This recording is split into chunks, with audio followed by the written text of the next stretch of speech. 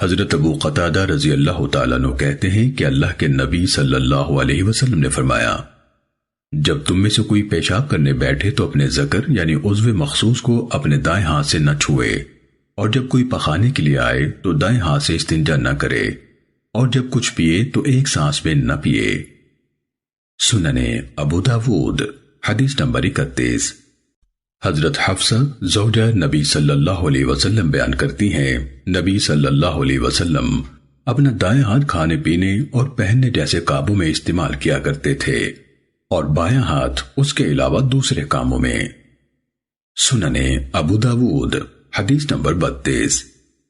ام المومنین سیدہ عائشہ صدیقہ رضی اللہ تعالیٰ عنہ کا بیان ہے کہ رسول اللہ صلی اللہ علیہ وسلم کا داہنا ہاتھ وضو اور کھانے جیسے کاموں کے لیے مخصوص تھا، اور بایاں ہاتھ خلا میں استنجا اور دیگر مکروہات وغیرہ میں استعمال کرتے تھے۔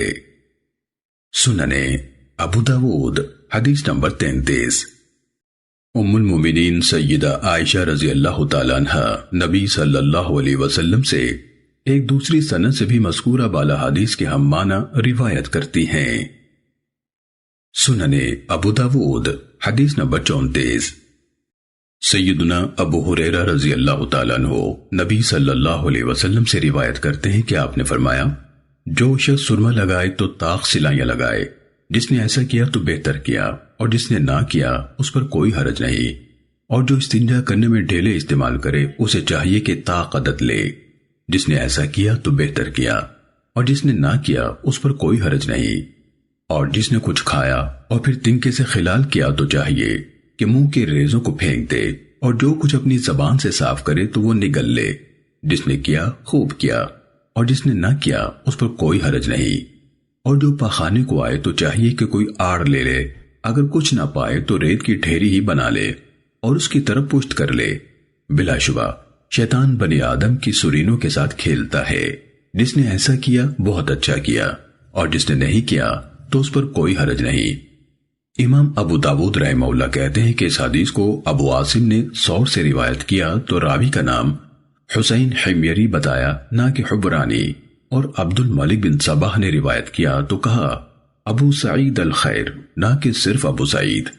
امام ابو داود رحمہ اللہ کہتے ہیں کہ ابو سعید الخیر نبی صلی اللہ علیہ وسلم کے صحابہ میں سے تھے۔ سنن ابو داود حدیث نمبر 35۔ شیبان قطبانی روایت کرتے ہیں کہ مسلمہ بن مخلد نے، جو کہ امیر معاویہ رضی اللہ تعالیٰ عنہ کی طرف سے مصر میں گورنر تھے، حضرت رویفع بن ثابت رضی اللہ تعالیٰ عنہ کو زیر مصر کی جانب اپنا نائب مقرر کیا۔ شیبان کہتے ہیں کہ ہم جناب رویفع بن ثابت کے ساتھ کوم شریک سے القمہ یا القمہ سے کوم شریک کی جانب چلے، ان کی مراد القام ہے۔ تو حضرت رویفع بن ثابت رضی اللہ تعالیٰ عنہ نے بیان کیا کہ رسول اللہ صلی اللہ علیہ وسلم کے زمانے میں ہم میں سے کوئی اپنے بھائی کی کمزور سی سواری لے لیتا، اس شرط پر کہ جو کچھ بھی غنیمت میں سے ملے گا اس میں سے نصف مالک کے لیے اور نصف ہمارے لیے ہوگا، اور پھر ایسا بھی ہوتا تھا کہ تقسیم اموال میں کسی کو تیر کا پھل ملتا، کسی کو اس کے پر اور کسی کو اس کی لاٹھی۔ پھر انہوں نے بیان کیا کہ مجھے رسول اللہ صلی اللہ علیہ وسلم نے فرمایا، اے رویفع، امید ہے کہ تجھے میرے بعد لمبی زندگی ملے گی، تو تم لوگوں کو بتا دینا کہ جو اپنی داڑھی کو گرہ لگائے یا تانت باندھے یا جانور کے گوبر یا ہڈی سے استنجا کرے تو محمد صلی اللہ علیہ وسلم اس سے بری ہیں۔ سنن ابو داود حدیث نمبر 36۔